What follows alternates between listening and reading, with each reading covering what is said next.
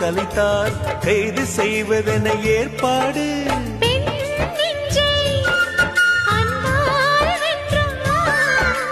பேராணி அந்த இந்திரலோகத்தில் நான் கொண்டு தருவேன் நான் ஒரு பூவீதம்.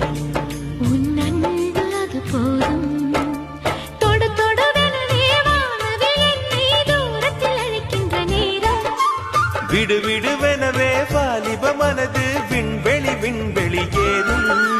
மன்னவா ஒரு கோயில் போய் இந்த மாளிகை எதற்காக?